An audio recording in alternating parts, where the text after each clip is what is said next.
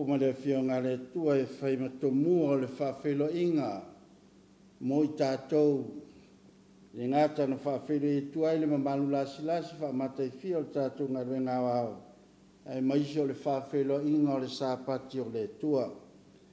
I outou vi i atu i a ioa, i outou pepese i a iova i le pese fōu.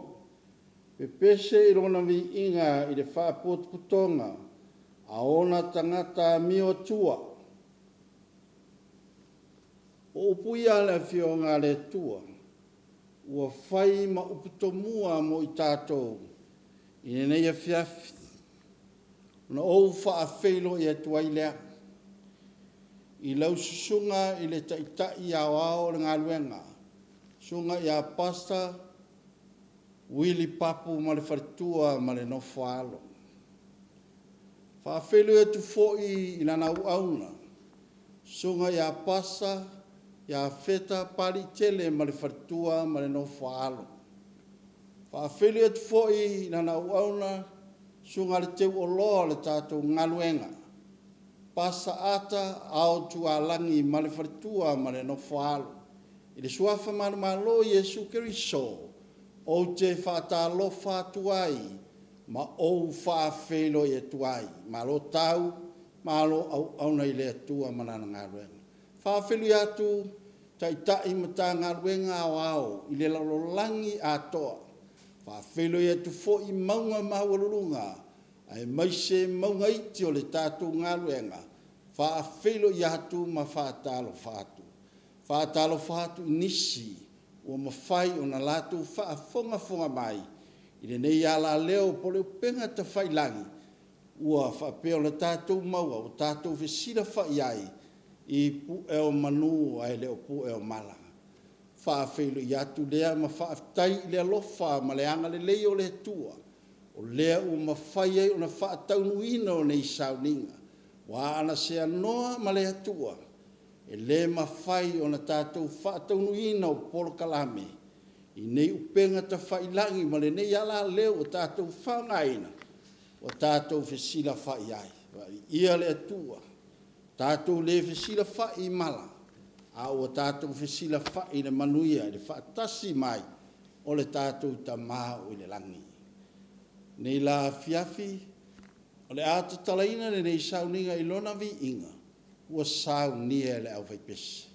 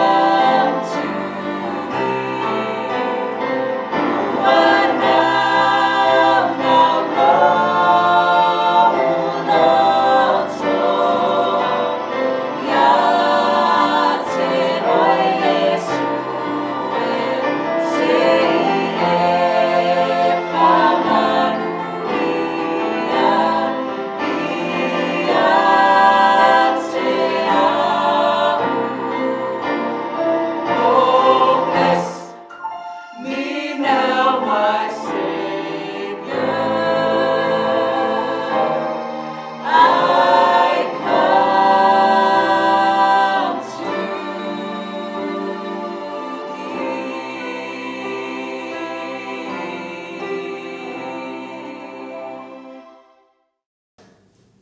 Tatu wifo matatalo. Yo vai lo matu tamai o i le langi. Wa mataina le nei sauninga. Ai matu wala au i la o fio fa mole mole. Si e fatasi mai e a te matou. I lona a mataina se o lava i lona whaiwina. I e le whau unga la o fio i a te matou uma. Whaamanuia le whaafafonga alo nu. Whaamanuia i lau au na wale fola ina o lau upu e nei e fiafi. Ia whaamawalunga lau lava vi inga. Whaamangalo mai le atua ono Yesu ole mbala awa tui nei. Amen.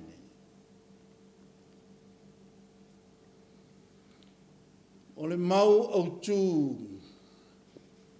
A mata i le whiau mo i tātou. Ina nei e fiafia wale whaafero inga o le sāpati o le tua. Maua le tusia kolose mua alona whai upo se fulu. O upu a poai. O upu la patai ale apostolo o Paulo i le kalesia o i kolose. Mai le whamatalanga le apostolo. Iau tau sāwa vali e tusa maleali. Ina ia fia mai o ia te utou. I mea uma. Ma ia utou fua mai ngā luenga le lei umalava. Ma ia tupu pea lo utou loa le lei o le atua. O le mana onga lea o le apostolo. Na whai loa ia i le atua. E tatau o na ave le whiau le atua. I tangata o le atua. O ai tangata o le atua, i lātou e tausi poloa i ngā le atua, ma le mau ia Yesu Keriso. I au tau sāwa wali ia tusa maleli, ina ia fia mai o ia te utou i mea uma, ono winga e rena te tasi se mea, e ala e tatau ona fia mai ai le atua, so o se mea tātou te whaia, o le mana onga o le atua, ina ia fia mai o ia te tātou. Mai au tau fua mai ai ngā luenga le lei umalava. Ma ia tupu pea lo tau loa le lei o le atua. O le au tua le whiau mo i tātou i le afiafi le nei. O le au tua le whiau mo i tātou ia sāwa vali. Ia tusa maleli, ia sāwa vali, ia tusa maleli. Mo mua te saloni e lua whai pesuma le lua. Ina iau tau sāwa vali e te tau i le atua. Sāwa vali whaatasi ma le atua. O le na wala awina o tau i lona malo, malona manuia. Luia i tatau na tātou sāwa vali whaatasi ma le atua o le na wala awina o tō. Ma i tātou i lona malo, ma lona manuia. Ia tātou sāwa vali whaatasi ma le atua. Aisha, langa o leo ia te i tātou le malo. Ma le manuia o umana saunia i le atua. Mo i tātou o lana whanau. Iau tō sāwa vali. Ia tusa ma le wala au. Ua wala au ina ai tātou e le tua. O mea umala e te tau ona e savali ai. E tusa ma le wala au. Ua wala au ina ai tātou e le tua. O le fisirimo o e mau e whape whea la na savali. E tusa ma le ali. E whape whea la na e savali ma o savali. E tusa ma le ali. Whape whea. E wheso e lima, whai whesuma lima o le nei. Ia whai tete o tau, ma iau tau sāwa vali, ma le wha tauta, aua nei whapea. O e vale lea, ia whapei, o e popoto, o le nei, ia whai tete.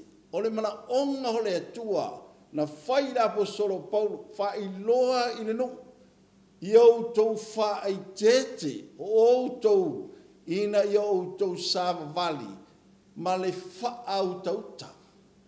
A o tatu iei ma tatu wanga atu, i le whaafelo ingo le sa pati o le tua, o au savalinga na e savalia i aso e ono le vai aso, o le tatau na e to e savalia ai se alanga le sa pati o le tua, lea o le a tatu whaafelo i atu le sa pati pa i o le tua. Mailo le whamtalanga le apostolo, ia Efeso le nei, ia whaai tete o tau ina i o tau sava vali, ma le whaau tauta, awane i whapea o e vali lea, a ia whapei o e popoto. E ta tau ona tātou whapei o e popoto, ai le whapei o e vali lea. A wafu e tangata vale a lātou te lei loa le tua. Tangata vale e pule a lātou ma lātou wala e sava vali ai. A ole tangata poto fai mai le whamtaranga le apostolo, ia e sa vali ma le whae tete, sa vali ma le whaau tauta i ta tau le sa vali ai, o oe o le tangata poto, ma o le tangata poto. Lea fai mai le whamtaranga le tusia matei o le launga Iesu, o le tangata poto e whaalongo, ma whaia le finangalo le tua. O le tangata poto la i ta tau le sa vali, whaapei ona sa vali Iesu Kristo. Kolo se wha alon whai upe lima, ia sa vali ma le poto i e o tua, ua wha nganaina o tau aso le nei o langa. Ua wha ngaina o tau i aso le nei o langa. Ia o tau sa vali ma le poto i e o tua, lona winga i e tangata o lai tua. Le whai mele whamtalanga le tusia e peru, se fulu ma le lua lona whai upu mua mua. O i tātou o loo vanga vangaia e mata o tangata e whapea ona tō tele. O le mele i a tātou sava vali ai ma le poto. E ta tauna e sa vali ai ma o sa vali ai. Sa vali ma le poto. Aisa o i tua. Ua whaonga ina o tōu.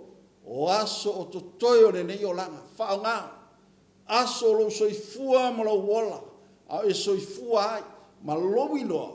Pai maritu se fai launga e te ola malau loa, e iai le aso e te oti ai. O lona minga whao ngāta tau aso o lo soifua malau wola, o e ola ai ma o wola ai, e tu ina tuai lo wola mo le li, sa vali alo le li, sa vali ma le poto, sa vali ma le whai tete, sa vali ma le whao tauta.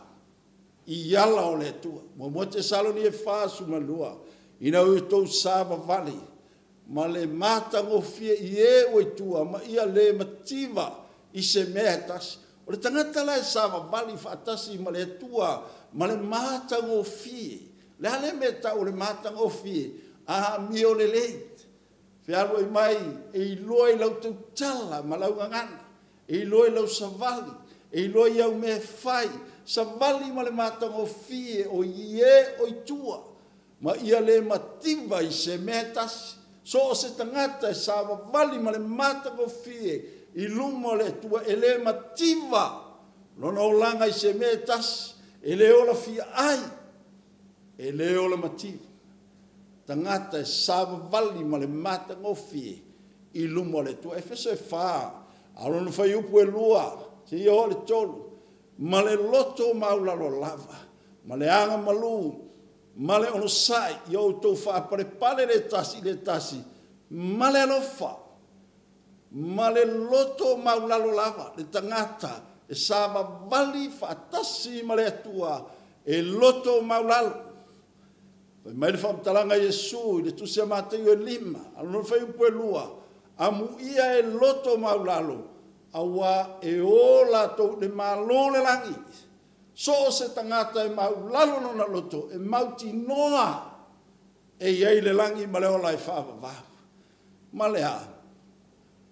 le anga malu, o le anga malu, e whai mo ia le tofi le nu, ua fo ina e le tua e tangata i ananga, e malu, e matango fie, e le lei, e sa vali i ala o le tua, ono sai, i auto ono sai mea ti ngā. Le whemele apostol le tusia aluka. O lo o tau ona sai. E mawai lo tau wola. E ta ua na ona sai. E te savali whatasi ma le atua. E te maua le loto maulalo. Te maua le anga malua. E te maua le ona sai. E te maua le alofa. E te alofa ai. Te alofa i le atua. Te alofa i le tangata. O lo alofa i le atua. E te tausia ai le sapati o le atua. Ma tausi tu la fono e se fulu le atua. O lo alofa nai le atua. E iai ma le tu la fono e fa le atua. O le sapati. Ma le tusia e soto. Ia e mana tua le sapati e te whapa iaina. O asoyono i te ngalua i ala sofitu. O le sapati lea ia i ova lo atua. Sa vali i ala o le tua. Aisha me tau le sa vali i ala o le tua. Aisha, a wa o lana masani, e alu i lea sunako i lea sapati, ma lea sapati. O ala na o le tua e te tau na tātou sava vali ai. I tau mawhai au tau na tā ofi, o le loto nga tasi i le anganga. Roni ia tasi le loto, tasi le anganga. Usoe le ainga o le tua. A le tasi loto le ainga e malepe. A le tasi loto le nu e malepe. A le tasi le loto se malo e malepe lepe na taua ma fe vai vai inga. A le tasi foi le kalesia le tua e tape. Ai fe mele fa mtalanga le fionga le tua ia tasi le loto. Ngalu lue fatasi. Fai mea fatasi. E fai a matia e ngaru e ngale tua. Ngalu lue fatasi. Ile alofa. Ile hanga malu. Mai ngai lua le whaau. Ai sa e te tauai o na savali. E tusa maleli. Ai sa e te tauai o na savali e tusa maleli. Mai whamtalanga le whionga le tua. Kolose mua mua whai o sifuru. Ina ia fia mai o ia ia te outou i mea uma. Elena te tasi se mea. Pea whai tātou te sāwa vali whaatasi ma le ali. Ina ia fia mai o ia ia te outou i mea uma. Mea nai tā wele tātou sāwa vali whaatasi ma le ali. Ona fia mai lo leo le atua ia te oe ma. Mo moi ane lua whai upo ano. O le whapea o lo tu mau ia i tu tonu ia te ia. E ta tau o na savali. O le nā tangata whapei o na savali o ia.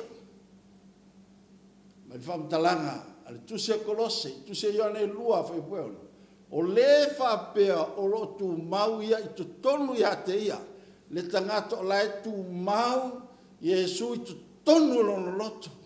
E ta tau o na savali o le nā tangata. Whapei o na savali o ia. O ala o le tua tātou te sava mali ai. Ia tātou muri atu. Ina ia fia mai o ia i ate o tau i mea uma. E mana o le atu. Ia tātou sava mali i ala o le tua. Ai se ai te tau ai na sava mali. E tu sa malene. Ina ia fia mai le atu. Ia te oe maa, lo watali i ma lo wafine, lo ta maa ma lo tina. E te tauna tātou sāma mari. Whaalongo le me whai mai e le atua. Whai mai le atua e te safali. I le sāpati o le atua e te tauna e alu. Whai mai le atua e te tauna e alu. Tausi sāpati o le atua. O le aso fitu o le sāpati le ia iova le atua. E te tauna e alu e whai ma tausi. Ina ia fia mai o ia. Ia te outou i so se mea tātou te manana o ai. E fia mai ei le tua. Tau sia o polo inga le tua. Pai mai le whamtalanga, le fionga le tua. Le tuse Ioane, sulma le wha. A olona whai upes fuluma le ni, ma whai e te alofa mai a te. Tau si mai au polo inga.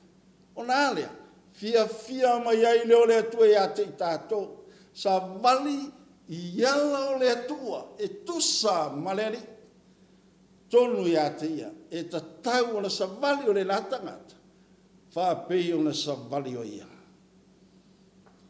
Mai le mo pe te refa vai belua ia le toi usi stai o ia tu ina naunga o tangata i ona tau sanga ua totoe i le tino a ia usi stai i le finangalo le tua. Inga i le toi usi stai o ia i tu ina naunga o le tangata, tu ina naunga o le tino a ia usi stai o ia i le finangalo o le tua. O le ale finangalo o le tua. A e fai tau tu se Iakopo, fa mani fa mtalanga Iakopo. O lona finangalo lea, na whana wai tātou i le upumoni.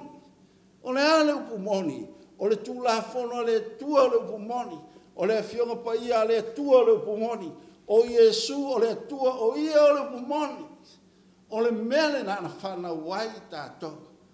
O lona finangalo. Tau sanga o toe i le tino a e le o sustai. I le finangalo o le tua.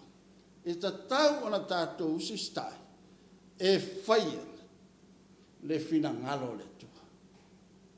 O le ase tāua o le savali e tusa maleli. O le aso na tāua i ate oe. O le aso na tāua i ate au. Kola se mua whai visfulu. Ma iau tau fua mai i ngā luenga le lei umalama. Ma ia tupu pealo o tau loa le lei o le tua.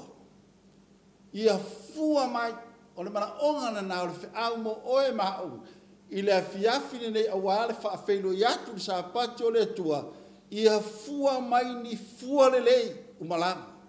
Ma ia tupu pelo o tau loa le lei o le tua.